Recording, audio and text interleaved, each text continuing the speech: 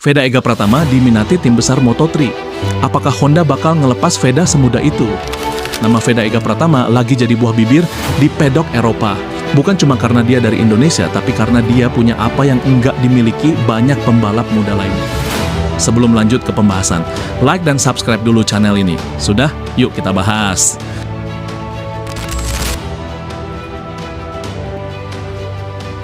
Pembalap muda Indonesia Veda Ega Pratama dilaporkan menjadi incaran sejumlah tim papan atas di ajang Moto3 untuk musim kompetisi 2027. Pembalap berusia 17 tahun ini menunjukkan performa yang menjanjikan sejak debutnya di Moto3 pada musim 2026, menarik perhatian para pengamat dan tim-tim yang bersaing di level tertinggi balap motor dunia. Menurut pengamat MotoGP, Hendry Wibowo, Veda Ega Pratama telah mulai dilirik oleh berbagai tim elit di Moto3. Penawaran potensial untuk musim 2027 ini muncul seiring dengan kiprah Veda yang terus berkembang di lintasan. Saya dapat bocoran kalau Veda sudah mulai diintip-intip oleh banyak tim papan atas di Moto3, ujar Hendry. Ia bahkan sempat melihat percakapan antara seorang narasumber dari Indonesia yang dekat dengan tim-tim besar dan seorang bos tim Moto3 yang menunjukkan ketertarikan pada bakat Veda sebagai pembalap potensial. Clue yang diberikan Hendry mengarah pada tim-tim yang memiliki basis kuat dan rekam jejak pengembangan pembalap muda, seperti tim Aspar yang saat ini berkompetisi di Moto3 dan Moto2. Tim Aspar sendiri memiliki sejarah panjang dalam membina pembalap berbakat dan seringkali menjadi batu loncatan ke jenjang balap yang lebih tinggi. Kehadiran Veda di tim-tim seperti ini akan menjadi langkah strategis dalam karirnya.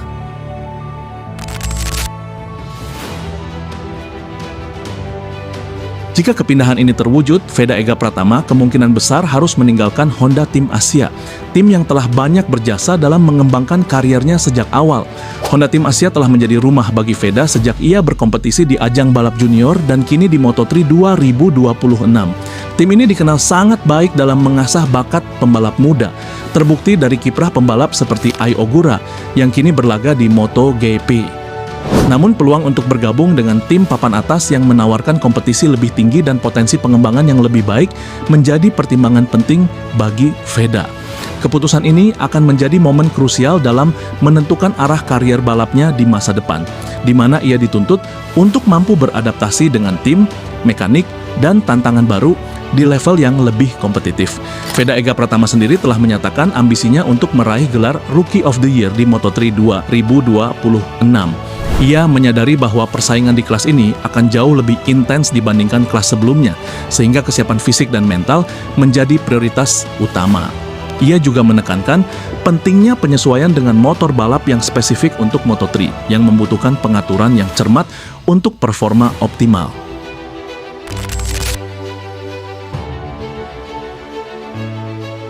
Perjalanan Veda Ega Pratama di Moto3 2026 menunjukkan peningkatan performa yang signifikan.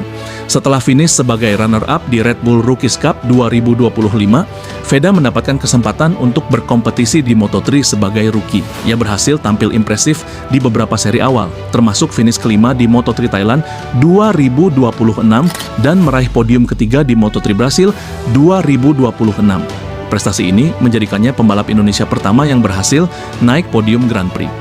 Meskipun sempat mengalami kendala dan gagal finish di Moto3 Amerika, Veda masih mampu menempati posisi ke-7 klasemen sementara Moto3 2026 dengan 27 poin. Posisi ini menjadikannya pemimpin klasemen Rookie of the Year musim ini, menunjukkan konsistensinya sebagai pendatang baru di kelas bergengsi ini. Performanya yang stabil di musim debutnya ini menjadi magnet bagi tim-tim yang mencari talenta muda berpotensi.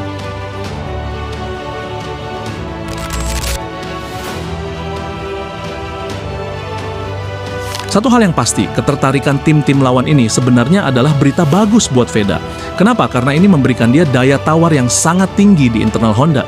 Kalau Honda nggak mau kehilangan aset berharganya ini ke tangan rival di 2027, mereka harus pastikan Veda dapat dukungan teknis paling maksimal. Veda sekarang bukan lagi cuma sekadar peserta, dia adalah komoditas panas di pedok Moto3. Jadi menurut kalian gimana?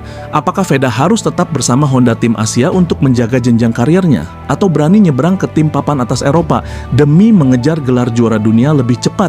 Tulis pendapat kalian di kolom komentar, jangan lupa like dan subscribe channel ini. Sampai jumpa di video selanjutnya.